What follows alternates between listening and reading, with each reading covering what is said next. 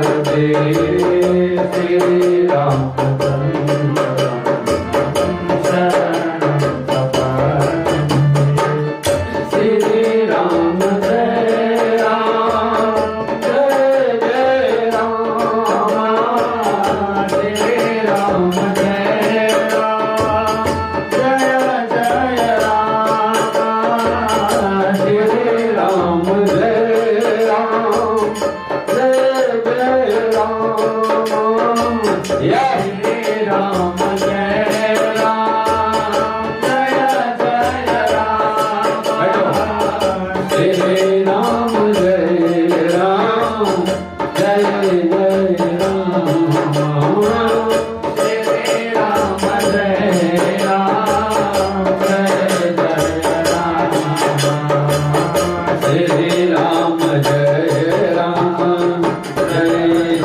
Ram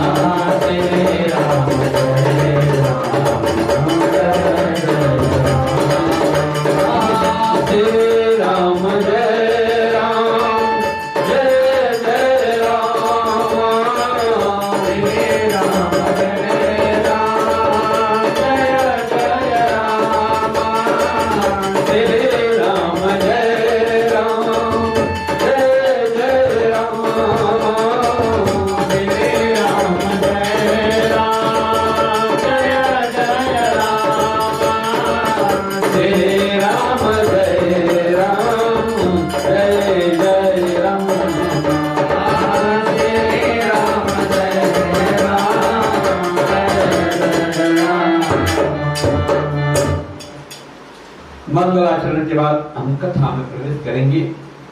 कल हमने देखा कि गुरुदेव भगवान की करुण कृपा के बगैर जीवन में कुछ भी संभव नहीं है। ये बहुत ऊंचा है बेटा, थोड़ा नीचे करके लो ना। काम दिख रहा है क्या? कहां पर? ओके। तो गुरुदेव भगवान की कृपा कब कैसे होती है, कल हमने इस पर विस्तार से चिंतन किया था। अब यह सबसे बड़ा परिणाम है कि जब गुरुदेव भगवान की कृपा होती है तभी भगवान का दर्शन होता है। कल हमने देखा कि जब तक गुरुदेव भगवान की करुण कृपा न बरसे भगवान का दर्शन नहीं होता। लेकिन उसका प्रमाण क्या है? भगवान जब कृपा करते हैं तो उसका सबूत क्या है कि भगवान हम पर कृपा कर दी। सबसे सुंदर प्रमाण है कि जब विभीषण से हमारे बाबा हनुमान मिले हैं तो क्या कहा है? बिन हरि कृपा मिले नहीं संता। जब हरि की कृपा होती है, प्रभु की कृपा होती है, तब संत हमको मिलते हैं। यदि अपने जीवन में संत का आगमन हो गया तो समझिए भगवान की कृपा है हमारे पर। क्यों? कि संत करता क्या है? संत हमेशा उसका एक ही काम है, सत्संग करना। संत दूसरा कुछ काम नहीं करता। जगत के कार्यों के साथ ज्यादा से ज्यादा काम उसका सत्संग होता है। और सत्संग की महिमा क्या है? सत्संग की महिमा के बारे में जो बताया गया है रामचरितमानस जी में कि हमारे अंदर ज्ञान है, बुद्धि हो सकती है, हम ज्ञानी हो सकते हैं, लेकिन हमारे अंदर विवेक नहीं होगा। देखिए, विद्यावान गुणी अति चातुर राम काज करिबे को आत। देखिए, विद्यावान, विवेकी होना और बुद्धिमान होना, ये सब अलग अलग बातें हैं। जिसके पास बुद्धि हो जाए वह विवेकशील होगा, ये जरूरी नहीं। विवेक क्या? कि जब हम जीवन जो जी रहे हैं, हमारा हर जो कर्म है वह शास्त्र सम्मत हो, आत्मसम्मत हो। जैसे देखिए, कोई भी काम जब करते हैं तो कर्म के शुरुआत में ही हमारे अंदर कुछ भाव उत्पन्न होते हैं। ये कर्म उचित है या अनुचित है। कई बार बुद्धि के प्रभाव में आकर हम उन कर्म को भी कर देते हैं जो हमारा अंतःकरण स्वीकार नहीं करता। वह बुद्धिमान है। विवेक वह है जहां जो भी आत्मसम्मत बात न हो हम काम न करें। जो शास्त्र सम्मत न हो, जो गुरु सम्मत न हो, वह कर्म नहीं करना चाहिए। तो विवेक कैसे मिलेगा? यह कहां से हमको मिलेगा? साधु संत की संगत से, सत्संग से। कैसे कहा गया?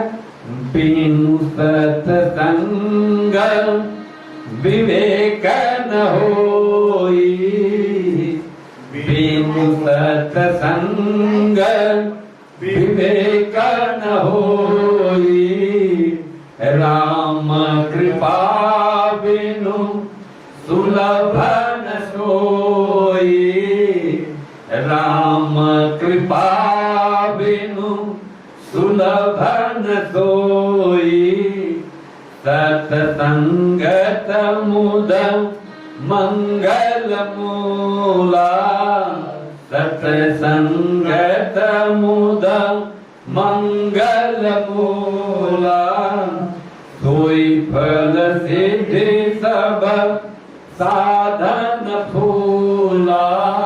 अब देखिए, जब भगवान की कृपा होती है तो संत का आगमन अपने जीवन में होता है और उससे क्या होता है, सत्संग होता है, और सत्संग से हमारे अंदर विवेक उत्पन्न होता है। अब सत्संग क्या है, जो भी आनंद का मूल है वह सत्संग में ही है। जब तक सत्संग नहीं होगा जीवन में आनंद नहीं मिल सकता। ये देखिए बड़ा स्पष्ट बात है। अगर जो जीवन में आनंद चाहिए तो सत्संग करना पड़ेगा। देखिए ये आनंद है जो इस घोर आपदा में जहां की पूरा रोड भरा हुआ है वहां से खींच लाया, इस सत्संग के आनंद का प्रभाव है। यही है सत्संग का आनंद। ये कैसे मिला, जब प्रभु की कृपा होती है, संत का आगमन होता है तब।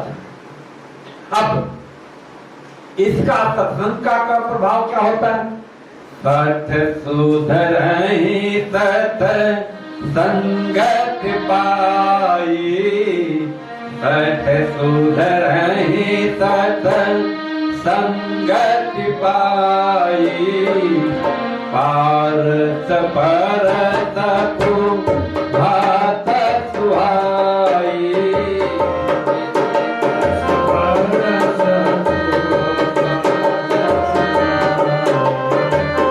प्रेमत सुजन को संगत परहि, प्रेमत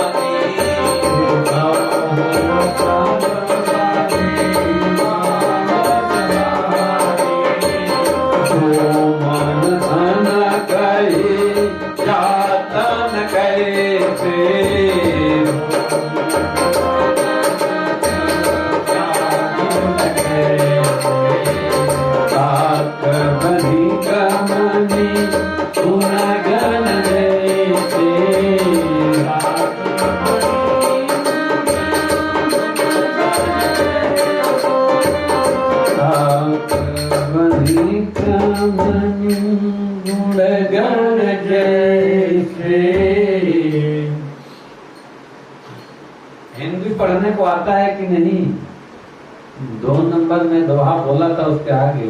अब कहाँ ढूंढ रहे हो तो आप जाने, भगवान जाने आपकी कृपा कितनी है। देखिए सत्संग अब कई बार होता क्या है, सत सुधर सकता है, सत। और सत्संग का प्रभाव क्या होता है कि सत्संग के प्रभाव से सत सुधर सकता है, लेकिन जड़ जल्दी नहीं सुधरेगा। अब जड़ता दिमाग में लेके बैठा है कोई, तो उसके लिए कोई काम नहीं करता। इसलिए जब भी सत्संग में बैठे, इसके लिए कुछ शर्त बताइए कि अब याद करिएगा, बचपन में हम लोग कहा करते कि ज्यो ज्यो पद आगे बढ़े हरे कोट अपराध। जब भी सत्संग में बैठे विवेक यही रखे, बुद्धि नहीं रखे, अन्यथा सत्संग तो रावण ने किया था, परिणाम क्या मिला, माता पिता गुरुजन की वाणी जब जीवन में उतरती है, संत की वाणी जब जीवन में उतरती, तब जीवन बदल जाता है। चलिए इस तरह से गुरुदेव भगवान संत महापुरुष का जब जीवन में पदार्पण होता है तो जीवन बदलने लगता है, अपने अंदर की दुष्टता जो है समाप्त होने लगती है। अब इसके बाद बाबा ने राघव सरकार किस रूप में हमको दर्शन देते हैं, इसका वर्णन है। उसके बाद अब देखिए कैसे हमको दर्शन देते हैं राघव सरकार। अब इसका सबसे सरल मैं कहूं कि सबसे सुंदर अगर जो कोई उदाहरण है तो है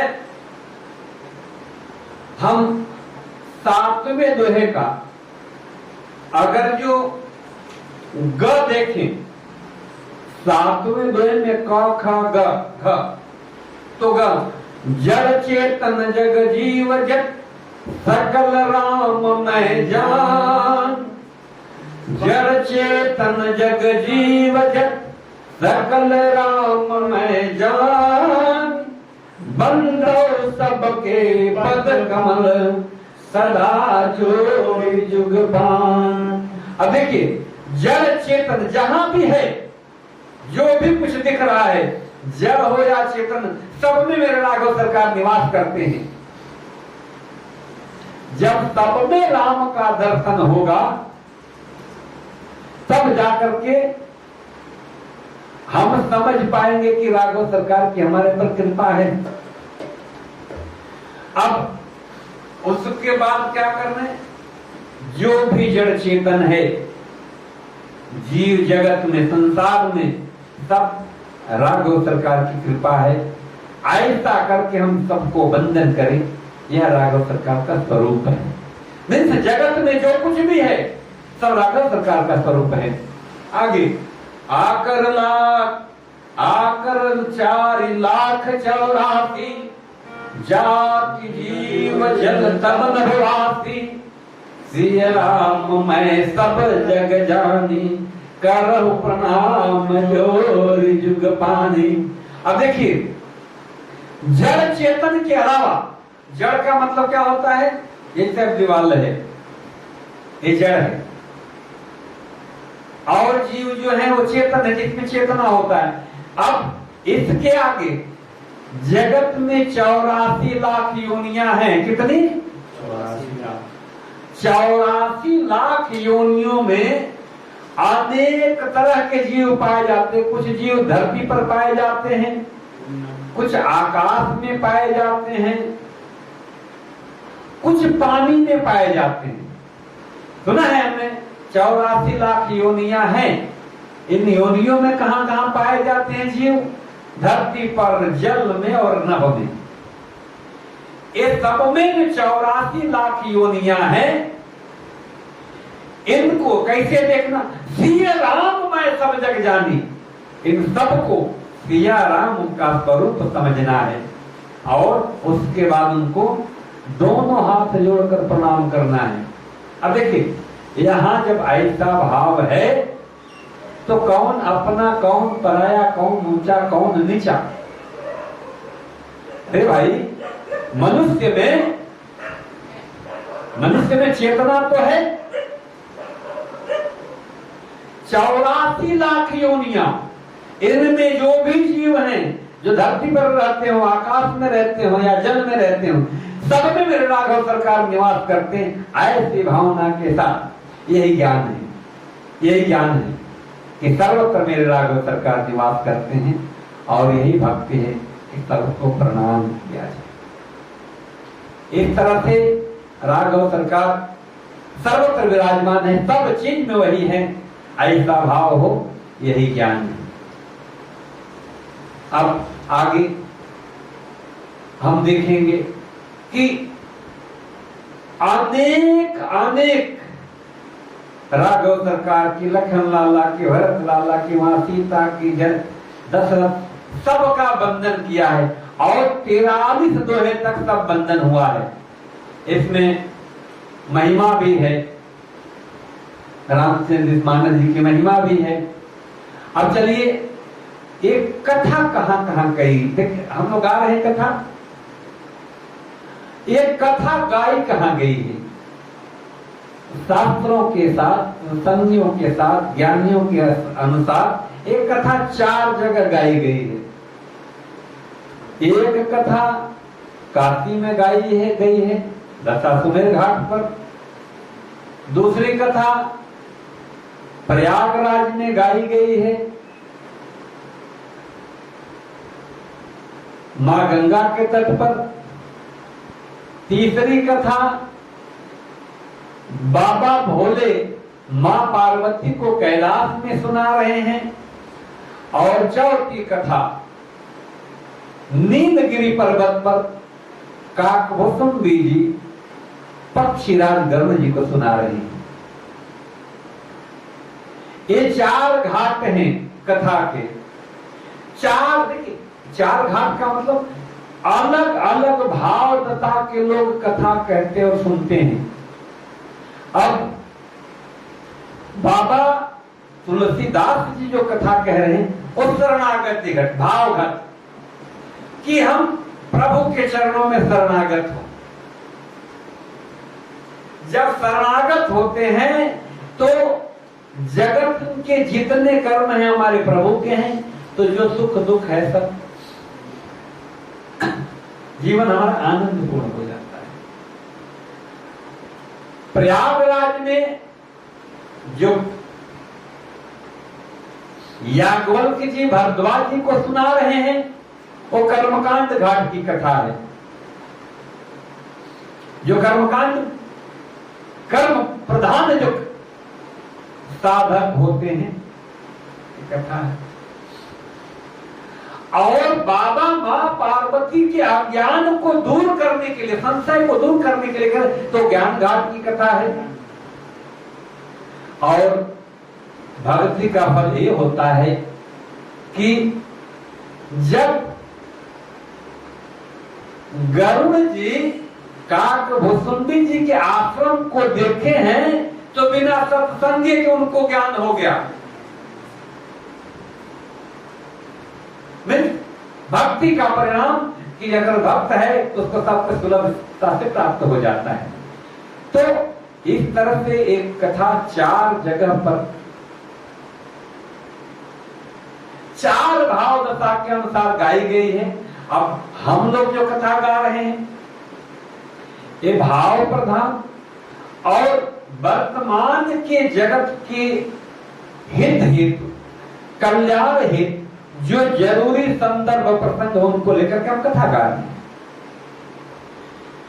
तो चलिए परम पूज्य प्रातः स्मरणीय श्री प्रेमभूषण जी महाराज बड़ी सुंदर एक भजन के माध्यम से गाथा को, इसकी महत्ता को गाते हैं। जय जय राम कथा, जय श्री राम कथा, ओ जय जय राम कथा, ओ जय श्री राम कथा, जय जय राम कथा, ओ जय श्री राम कथा,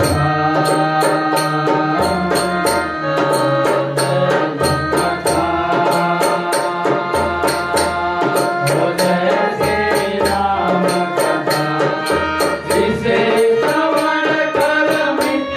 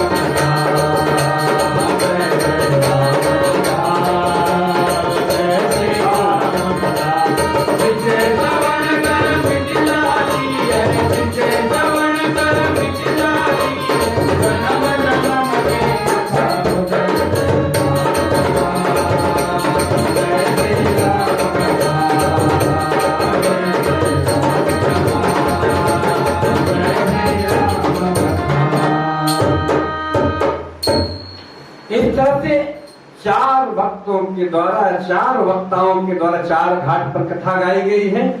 अब आगे कथा का जो विस्तार होता है, प्रथम शुभारंभ होता है। एक बार की घटना है कि पूरा संत समझाए समाज माघ मेला में, कार्तिक में माघ मेला लगता है अपने यहाँ, माघ मेला में समस्त साधु संसार समाज प्रयागराज में स्नान के लिए आया है और पूरे 1 महीने माघ मेला चलता है। पूरे 1 महीने माघ मेला में स्नान के बाद जब सब संत समाज वहां से वापस जाने लगा तो उसी में भारद्वाज जी सब जाते हुए संतों में से एक संत श्री याज्ञवल्क्य जी महाराज के चरण पकड़ करके रोक करके प्रार्थना करने लगे, हे गुरुदेव भगवान, आप सब तो जा रहे हैं इस मेले से, लेकिन आप न जाएं। बोले क्यों भाई, ऐसी क्या बात है? अरे ऐसी क्या बात है कि हम न जाएं? तो क्या बोले, हे गुरुदेव भगवान, अब देखिए आप लोग 44वां दोहा निकाल लें। हे गुरुदेव भगवान,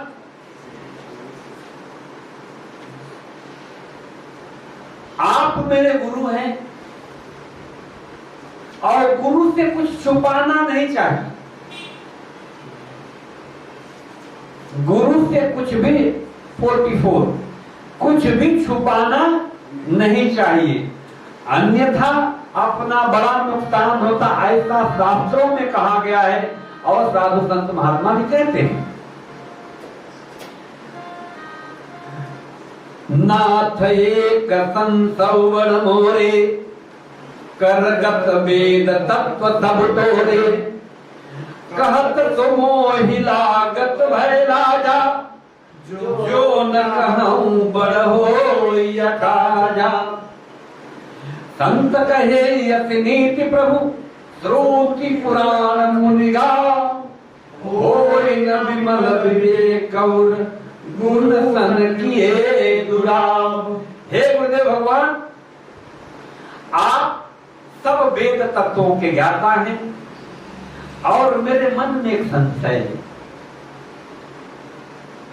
आप सब वेद तत्वों के ज्ञाता है और मेरे मन में एक संदेह है, और शास्त्र पुराण और मुनिजन कहते हैं कि यदि गुरुदेव भगवान से किसी चीज का दुराव किया जाए, छुपाव किया जाए, तो अपना जो बुद्धि विवेक है वह निर्मल नहीं होता।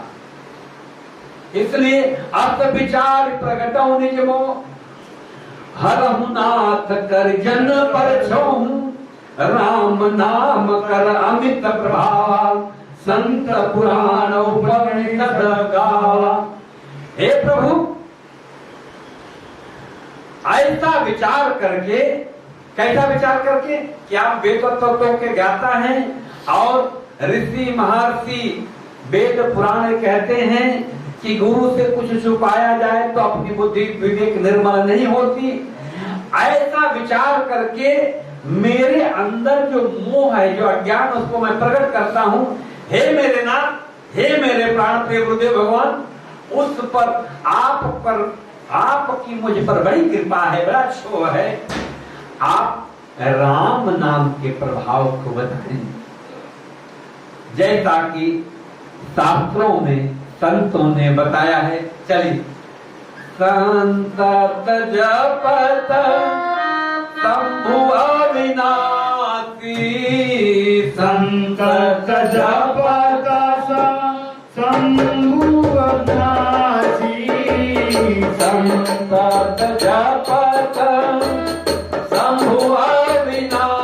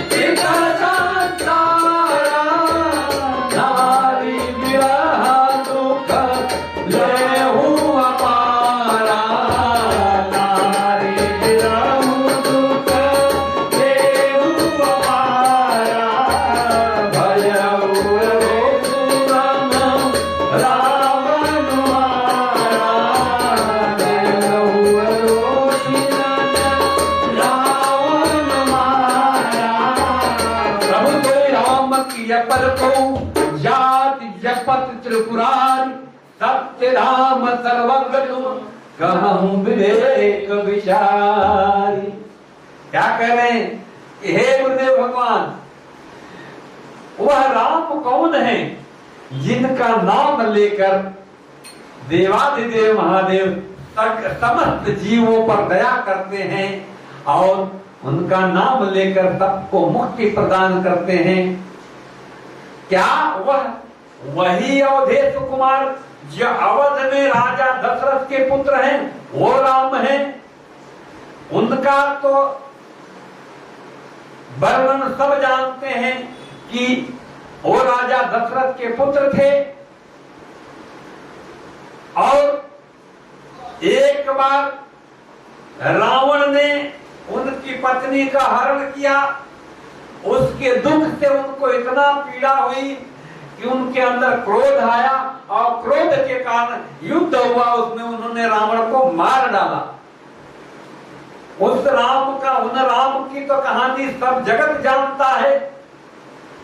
तो क्या वही वह राम है जिनका नाम लेकर भगवान शिव समस्त जीवों पर दया करते हैं और उनका नाम लेकर जो काशी में मरता है उसको मुक्ति प्रदान करते हैं? या वह राम कोई और है जिनका भगवान शंकर नाम लेते हैं और जिनका वर्णन समस्त वेद पुराणों में आता है? या वही राम है जो राजा दशरथ के पुत्र हैं? तो हे गुरुदेव भगवान, याज्ञवल्क्य जी कह रहे हैं, हे गुरुदेव भगवान, आप सर्वज्ञ हैं, आप वेद तत्व के ज्ञाता हैं, आपको पता है, आप हमको हमारे इस अज्ञानता को दूर करें और मुझे बताएं कि वो राम कौन है। अब देखिए, यहाँ बड़ा समझने की बात है। जब कोई समझदार आदमी कोई प्रश्न पूछता है और भी भाव के साथ, जैसे गौमा में देखा कुछ लोग अच्छा तारा होता तो बता दो ना, तारा होता तो बता दो, आज जब बता दें तो कहते हम तो जानते हैं तेरे मालूम बा, हम नहीं खाते कहने कि हमारा मालूम पड़े, हमारा मालूम ना रहे। अरे ये कौन सा पूछने का ढंग है? पूछने का तरीका तो है कि हमको नहीं आता, प्लीज हमको बताया जाए। तो पूछने का जब व्यक्ति जो विवेकशील हो तो बताने वाला भी पूरे भाव में आता है। और यहाँ पर याज्ञवल्क्य जी क्या कह रहे हैं? हे भरद्वाज, मैं जानता हूं कि आप मन वचन और कर्म से राम के भगत हो और आप सब तत्वों के वेता हो, सब कुछ जानते हो, लेकिन आपके मन में राम कथा सुनने का भाव आया है, इसलिए आप ऐसा अविवेकी जैसा प्रश्न कर रहे हो कि हमको कुछ पता नहीं है। मैं जानता हूं कि आपको सब पता है, लेकिन आप संत हो, आपके मन में राम कथा सुनने की लालसा विशेष हुई है, इसलिए आपने प्रश्न पूछा है। तो चलिए सुनहु तात। अब देखिए यहाँ पर ये जानने के बाद भी एक बात कर रहे हैं कि ये हम सब के लिए उतना ही महत्वपूर्ण है कि हमको लगता है कि कथा आती है। बाबा याज्ञवल्क्य जी कह रहे हैं कि हे भारद्वाज, आप सब कुछ जानते हो, लेकिन जब कथा की बात आते हैं क्या करें? तात सुनहु सादर मन लाई, तात सुनहु सादर मन लाई, कहूँ राम के कथा बुझाई, महामोह महिषे सुविशाला, राम कथा कालिका कराला। अब देखिए उनको पहले लाइन में क्या कह रहे हैं याज्ञवल्क्य जी कि आपको सब का पता है, लेकिन अगली लाइन में कह रहे हैं कि जब भी भगवान की कथा हो, जहां भी हो, आप सावधान होकर सुने। वहां ये मत भाव में रखेंगे हमको तो आता ही, हमको तो सुना ही। ये याज्ञवल्क्य जैसे महाराज, ऋषि महाराज, भारद्वाज जैसे ऋषि के लेकर सावधान होकर कथा सुनो। इसलिए जब भी कहीं कथा सुना श्रवण करें, हमें सावधान आदर के साथ कथा के प्रति, कथाकार के प्रति आपके मन में आदर हो नहीं हो चलेगा, लेकिन कम से कम कथा के प्रति आदर होना चाहिए। अब आगे अब हम लोग चलेंगे, कथा कैसे शुरू कर रहे हैं। एक बार त्रेता युग माही हो गए बजरी सिपाही।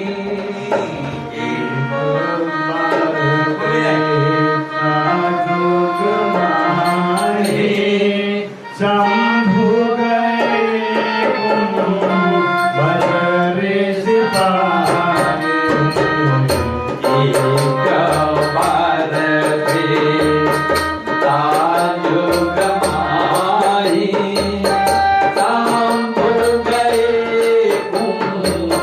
बजरी सिपाही।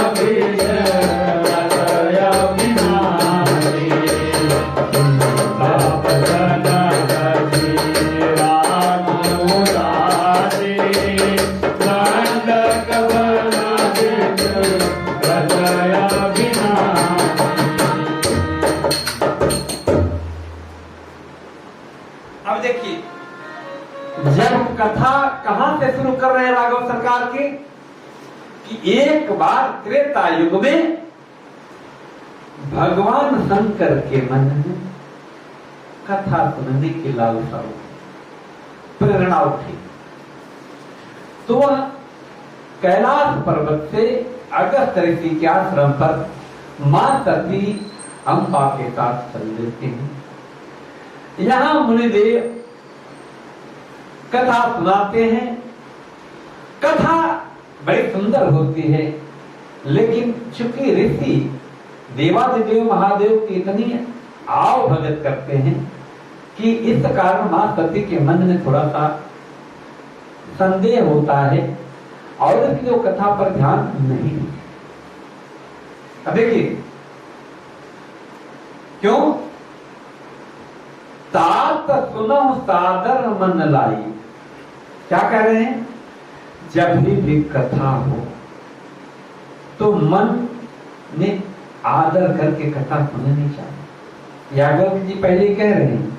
अब यहां क्या हुआ, मां सती अम्बा के मन में कथा के प्रति आदर नहीं रहा, इसलिए उन्होंने सुना नहीं। और इसका दुष्परिणाम क्या होता है, देखिए कथा सुनने से क्या होता, विवेक, जैसा आपने सुना कि बिन सत्संग विवेक न हो। जब हम सत्संग करते तो हमारा विवेक जाग जाता है। अब क्योंकि यहाँ सत्संग हो रहा है और आप नहीं सुन रहे, इसका मतलब आप में विवेक के जगह पे अविवेक जगेगा।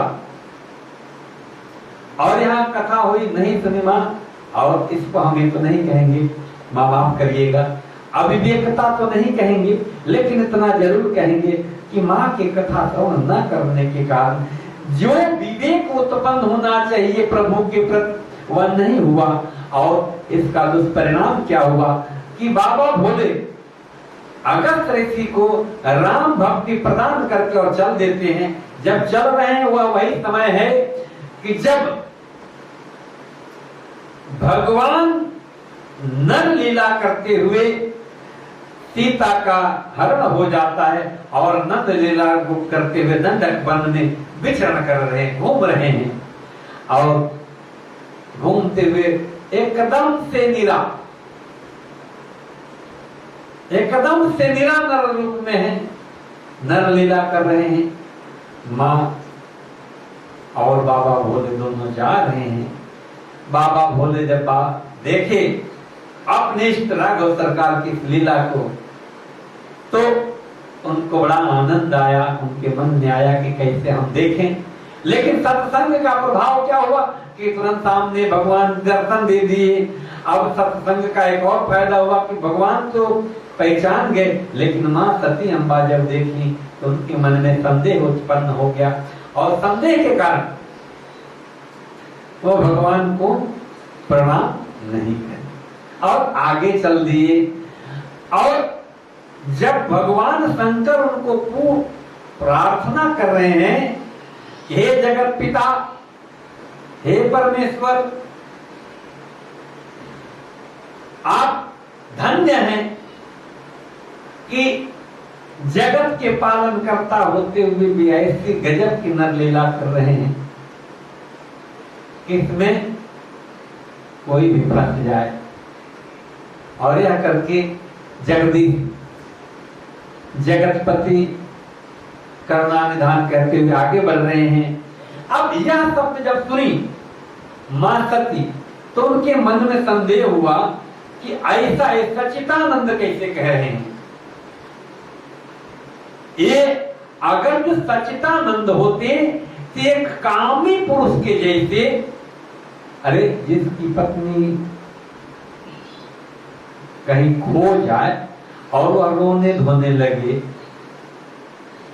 जंगल जंगल घूमते घूमते, हे खगमृग हे मधुकर सैनी, क्या देखी तुमने सीता मृग नैनी, जड़ चेतन सबसे पूछ रहे हैं, तो क्या लगेगा कि आदमी कितना अविवेकी है। और यही मां भगवती सती अम्बा के साथ हुआ। वो सच्चिदानंद कह रहे हैं, कौन, देवादिदेव महादेव। मां सती अम्बा कोई बात हजम नहीं हुई। हरिंदर आंख खोल के बैठा, नहीं दावत। अब उनको हजम नहीं हुई और देवलिया छोड़ दो बताओ। हाँ, और उनके मन में संदेह हो गया। अब संदेह हो गया तो भगवान शंकर ने बहुत तरह से समझाया कि नहीं, ऐसा नहीं, वही मेरे इष्ट हैं, वही राम हैं। मां सती अम्बा को तोष नहीं हुआ, संतोष नहीं हुआ। तो बोले कि ठीक है, यदि आपको संतोष नहीं हो रहा है तो जाकर के परीक्षा दे लीजिए, लेकिन परीक्षा लीजिएगा तो बड़ी बुद्धि से लीजिएगा, क्योंकि वो एक ऐसा दरबार है कि कोई बचता नहीं है। नारद न बचे, ब्रह्मा न बचे, कोई बचता नहीं वहां। तो अगर जो आप भी गए तो आप भी अटकने वाले। ऐसा प्रभु के मन में हो गया। तभी उन्होंने बात चौपाई है कि होई सोई जो राम रच राखा, होई सोई जो राम रच राखा, को तरक बड़ा वही शाखा। अर्थ कही जपन, अर्थ कही लगे जपन हरि नामा, गई सती जहां प्रभु सुख धामा। मां सती अम्बा भगवान की प्रार्थना कर परीक्षा लेने के लिए चल देती हैं।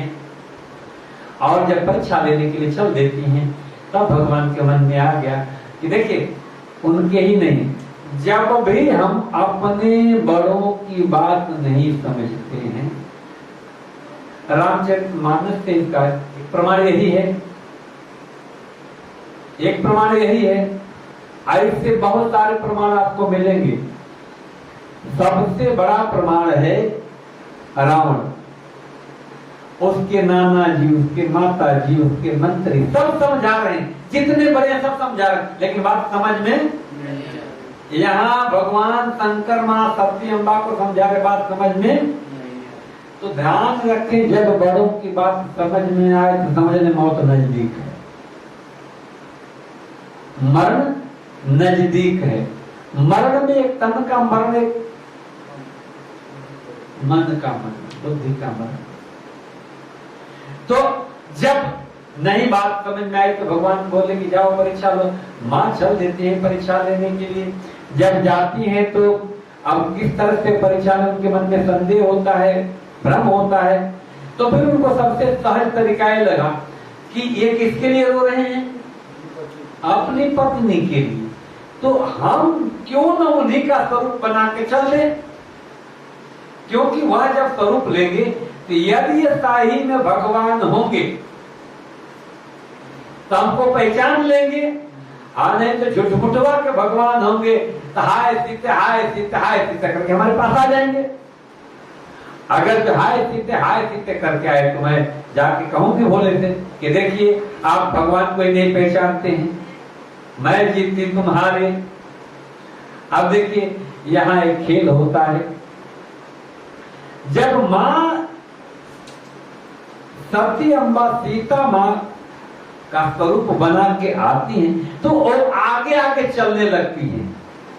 क्या? जहां राम लक्ष्मण चले उसके आगे चलने लगती हैं। अब ये बात जब लखनलाल देखते हैं तो उनको बड़ा हंसी आती है, समझ गए ये तो मां सती हैं। क्यों? क्योंकि सनातन धर्म में जो भी भार्या है कभी पति के आगे नहीं चलती हैं। अब मां सती अम्बा जब सीता का स्वरूप बना करके आगे चलने लगे तो वो समझ गए, लेकिन समझ करके भी कुछ बोले नहीं है विवेक, कि जब कहीं कोई बात गड़बड़ सड़बड़ भी दिखे वहां अपने बुजुर्ग यदि हो तो वहां हमको ज्यादा बात नहीं करनी चाहिए। लखनलाल समझे कि यह सती अम्बा है, मां सीता का स्वरूप बना दी है, लेकिन कुछ बोले नहीं। क्यों? कि हमारे बड़े यहाँ हैं, निर्णय उनको लेना है। अब जब सती अम्बा आगे आगे, राघव सरकार हमारे पीछे पीछे, अब जब भगवान राघव सरकार देखे मां सती अम्बा को तो क्या करें, पहले ही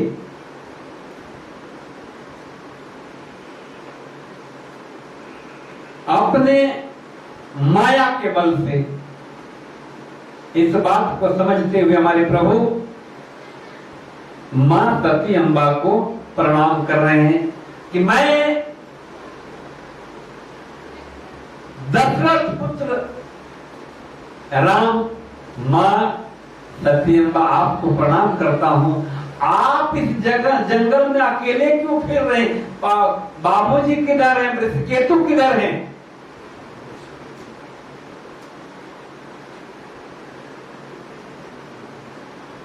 कहे बहोर कहां वृषकेतु, विपिन अकेले फिरत के हेतु। आप अकेले इस घोर जंगल में क्यों घूम रही हैं? अरे मैं तो थोड़ा टाइम के लिए छोड़ा तो देखिए मैं रो रहा हूं। आप कहां छोड़ के घूम रही हैं? अब जब ऐसा कहे राघव सरकार तो महासती के मन अब उनके जमीन के नीचे की पैर के नीचे की जमीन खिसक गई। कह रहे तो मुझे पहचान ली। अब क्या करें? लगी भगने। और जब भगने लगे तो राघव सरकार भी सचवे चलने लगे।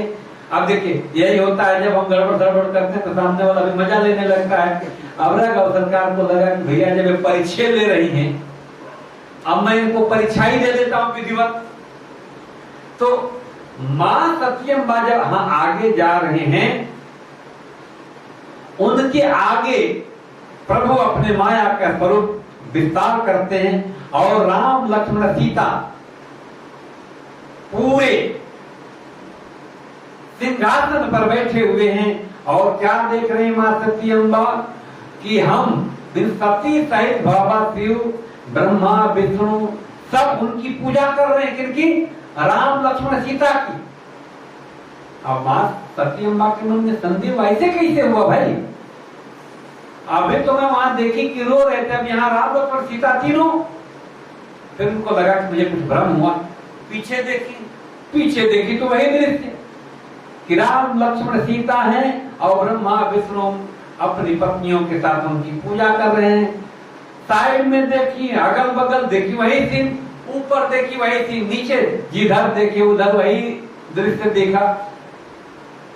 मां डर गई कि ऐसे कैसे हो रहा है। अब डर के मारे आंख बंद कर ली। जब आंख बंद कर ली तो हमारे राघव सरकार समझ गए कि अभी डरी हुई है। अपनी माया को समेटे हैं और फिर मां आंख खोली तो क्या देखी कि अब कोई है नहीं, भगी। जब भगी कहां गई? बाबा भोले के पास। बाबा भोले ने पूछा परीक्षा लिया? बोले नहीं मैंने कोई परीक्षा नहीं लिया। बोले क्यों? अब तो परीक्षा लेंगे। नहीं आपने कहा बात मैं समझ ली, मैं मान ली वो भगवान है। तो जिस तरह से आप उस समय तो प्रणाम किया तो मैं प्रणाम नहीं की थी, इसलिए मैं अभी प्रणाम करके वापस आ गए। अब देखिए बाबा भोले के मन में आया कितना समझाए तो समझी नहीं पाई। यहाँ से जाने के बाद इनको कौन सा दिव्य ज्ञान हो गया भाई? तो अब भगवान के मन में संदेह हुआ और उन्होंने समाधि लगाई और समाधि लगा करके वह सब चीज देख लिया और सब चरित्र देख लिया जो मां सती अम्बा ने वहां किया था। और जब मां सती अम्बा को देखे कि मां सती अम्बा मेरी पत्नी, मेरी मां सीता अम्बा का स्वरूप बना ली है, धारण कर ली है।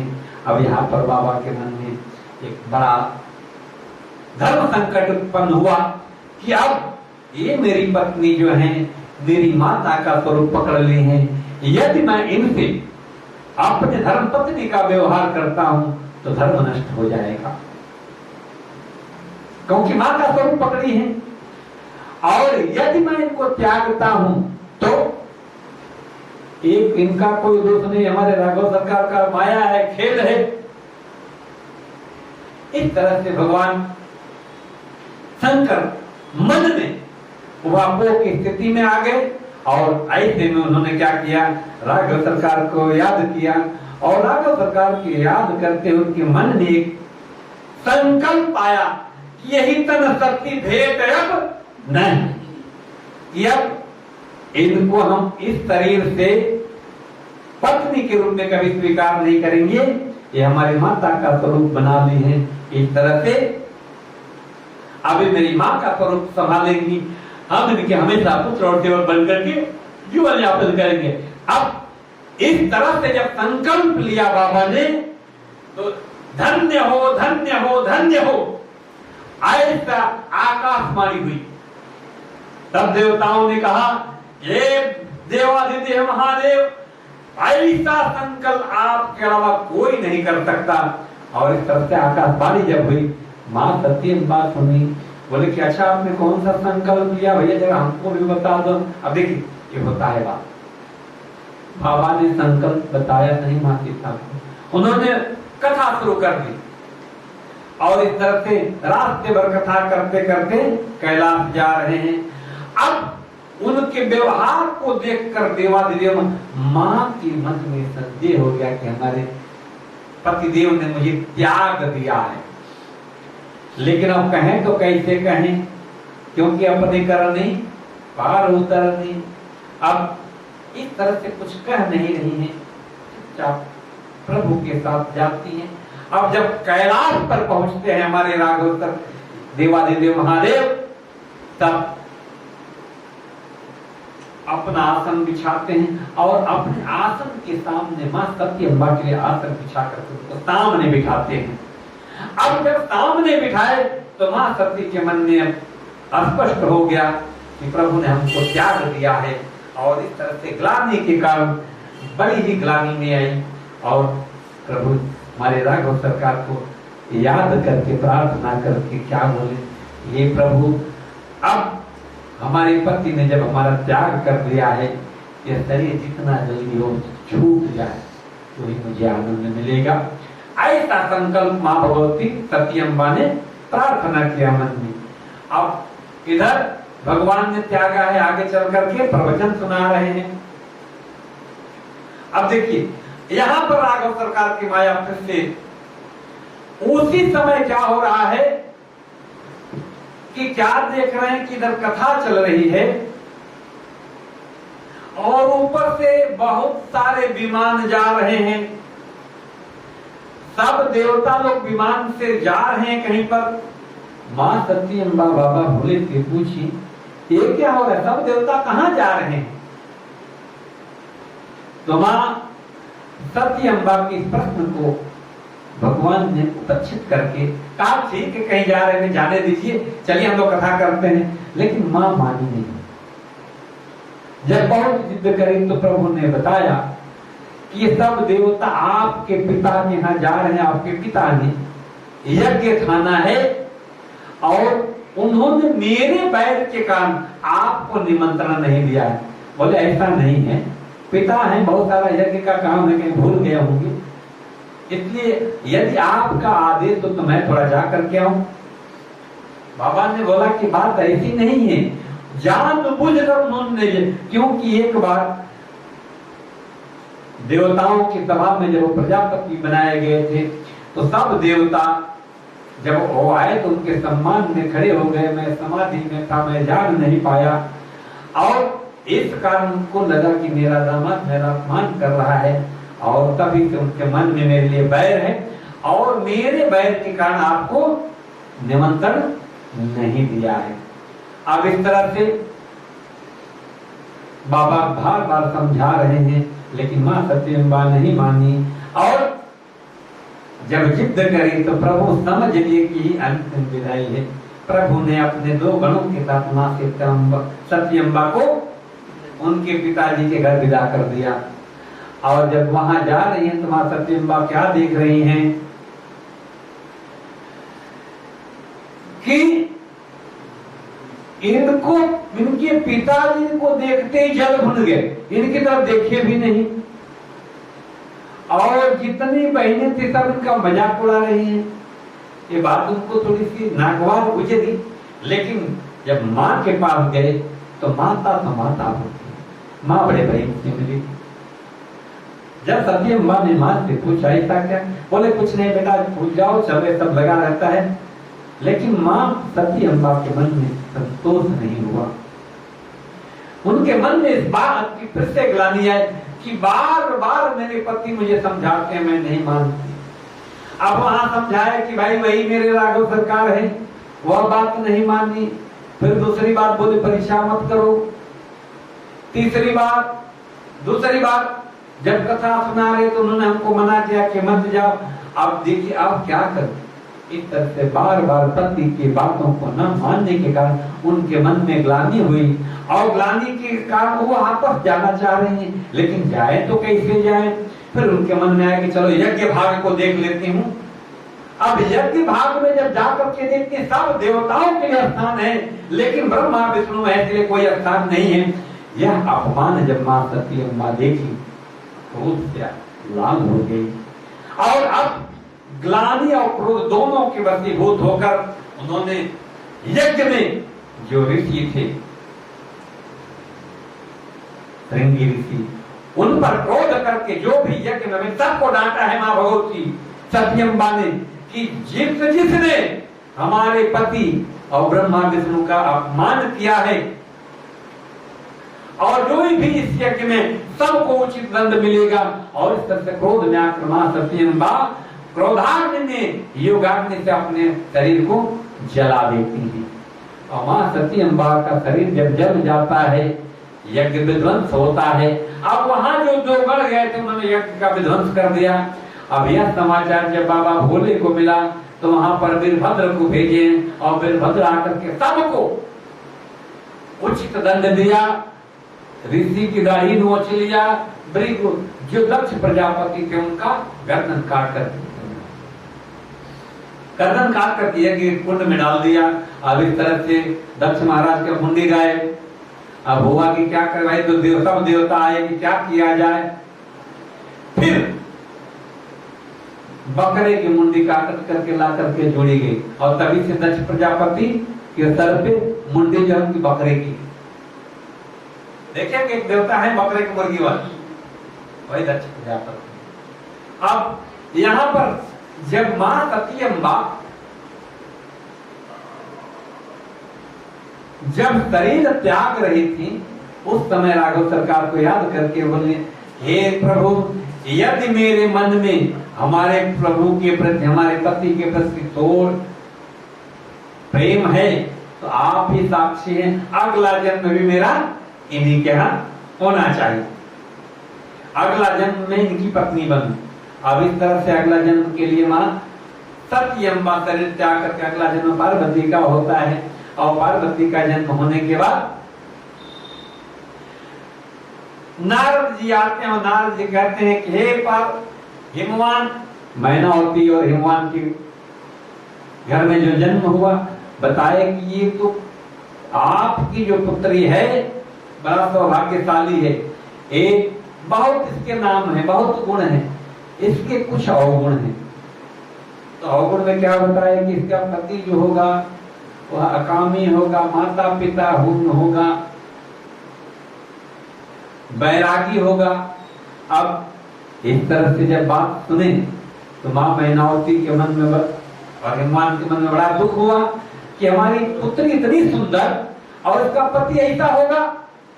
बोले कि और कुछ उपाय, जैसा होता है ना पंडित जी लोग के पास व्यवस्था रहती है कुछ लेन देन करने के बाद कोई उपाय। बोले हाँ एक उपाय है मेरे पास। बोलो तो बताओ। बोले हाँ बताइए। आज तो ये जितने भी गुण हैं यह सब भगवान शंकर के गुण हैं। यदि आपकी पुत्री भगवान शंकर का की पूजा करती, आराधना करती, तो भावी मेति सकई त्रिपुरारी, भगवान शंकर ही हैं जो भविष्य को मिटा सकते हैं।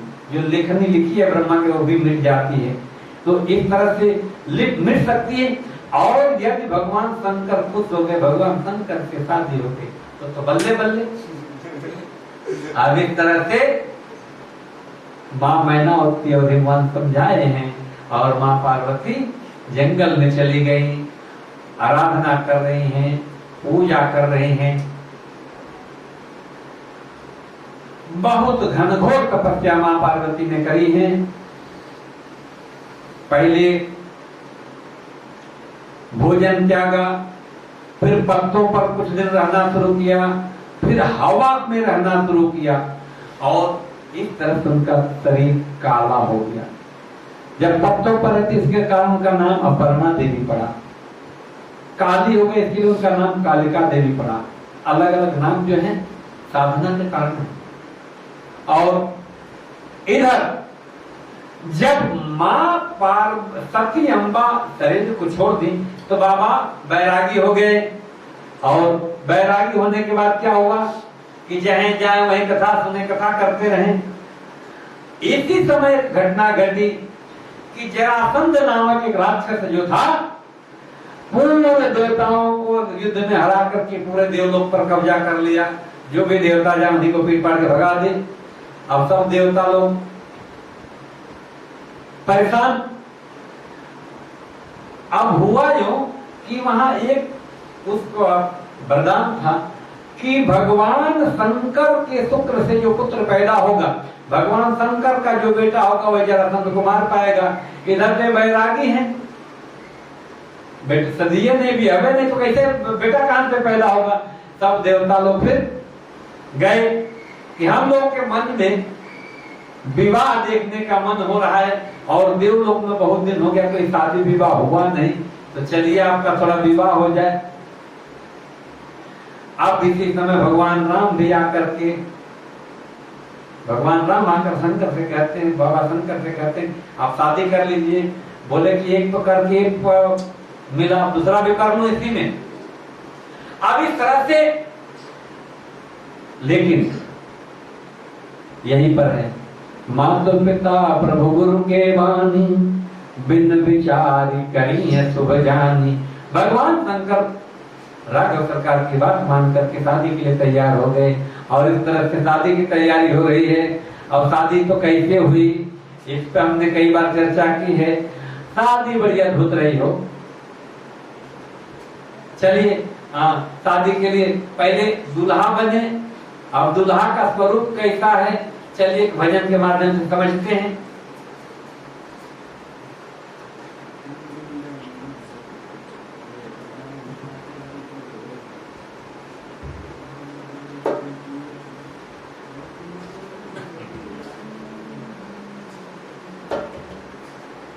मां पार्वती से जब भगवान शंकर की शादी की बात आई तो सब देवता लोग अपनी अपनी तैयारी 15-16 नंबर अपनी अपनी तैयारी कर लिए, सब लेके चल दिए अपना अपना सिरनी कुंडा। अब भगवान की शादी में सब बर्तियां तो तैयार, बाबा तैयार नहीं है। अब जब बाबा तैयार नहीं है तो जो बाबा के गण थे वो बोले कि अरे भैया सब तो तैयार, आप क्या करेंगे। तो बाबा बोले भैया जैसे वैसे ही चल ले। तो बोले कि नहीं हम आपका श्रृंगार करेंगे।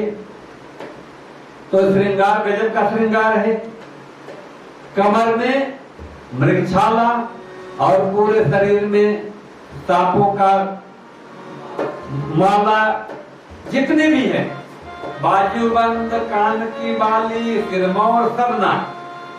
अब इस तरह से बाबा के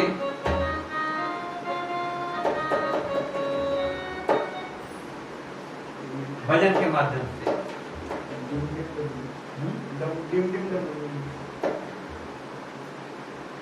नहीं, पहले बाबा के जब बरतिया के रूप बाबा पहले होकर चर्चा के अब उनका कैसा है स्वरूप, कैसा है बाबा का शादी की पहले। शंकर तेरी जटा में बहती है गंगाधारा,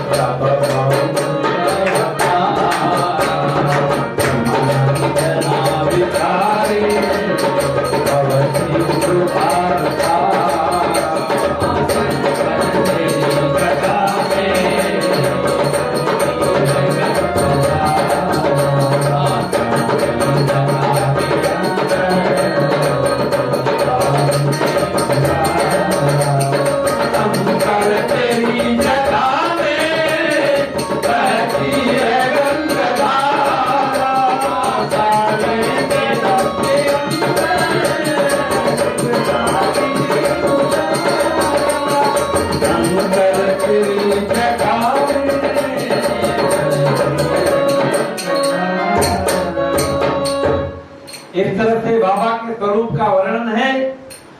बाबा की बारात शादी हम कल करेंगे। चलिए आरती ले लेते हैं। होता